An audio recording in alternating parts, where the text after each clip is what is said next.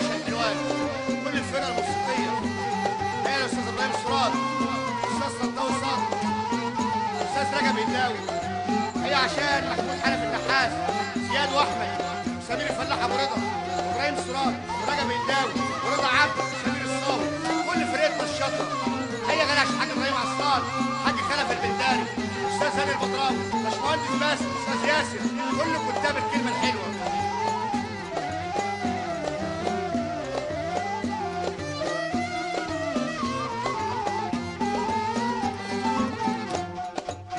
اللي بيدور على الشر ويجري عليه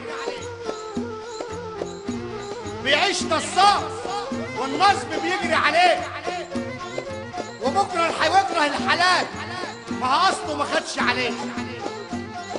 بيكره الحلال اصله ما خدش عليه، ويكذب على الناس بكلام من البق، ويزوق في الكلام ما هو طالع من البق، وعمره ما قال حاجه من القلب، كله من البق.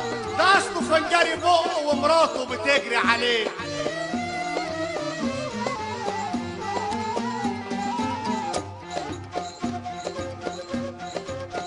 مين اللي قال المرة تفضلها على امك؟ ده عمر يا ابن المرة ما تكون في رضا امك، ولا عمر شاف الوجود يكون زي امك. ياما سهرت عليك وانت صغير على الفرش، وشالتك في عينيها وعملت من رموشها فرش، وكبرت وجابت لك مرة انعم من اللحاف والفرش، وانتوا توسخوا الفرش والترويق على امك.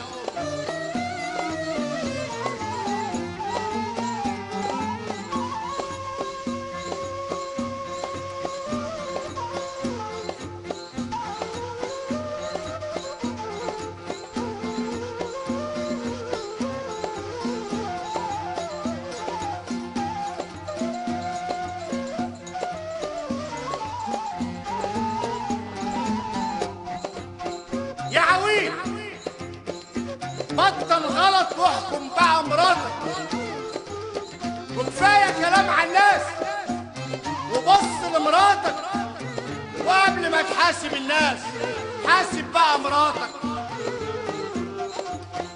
موسخ الناس وهو اوسخ الاوساخ، ويتباهى قوي بعيلته وهم اوسخ الاوساخ، تملي مغرور وهو واهله ناس اوساخ. يا ابني الاوساخ ده انت جاذبه لمراتك.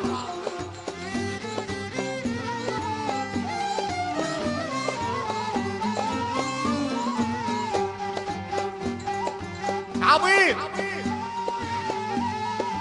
عمل صياد،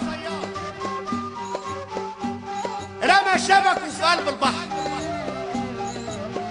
طلعت له بلطيه جامده قطعت الشبك في البحر، فضل يقول لها اشعار، طلعت له على شط البحر، فرح بيها وخدها في وسط الناس صياد، من شدة جمال جسمها ودي رمشها صياد، ومعاها على الفراش طلع كوفة الصياد، قالت له عامل لي صياد ده انا اقول له ما يملانيش البحر.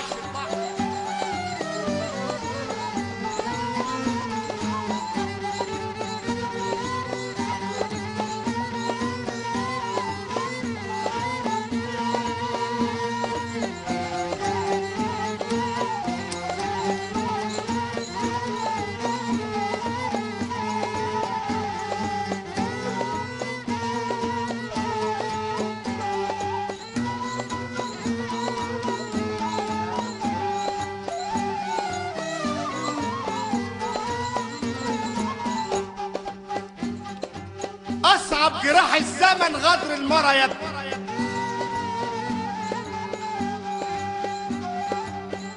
بتاخدك شباب وبتنقي بعينها يا ابني،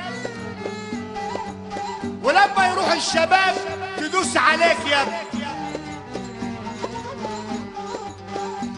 طبع الأنانية فيهم مهما تشبعهم، لو جبت مال قارون عمرك ما تشبعهم، تملي بطنها فاضية ولا حاجة بتشبعهم، ومن تهليلهم الناس يقولوا دول جعانين يا ابني.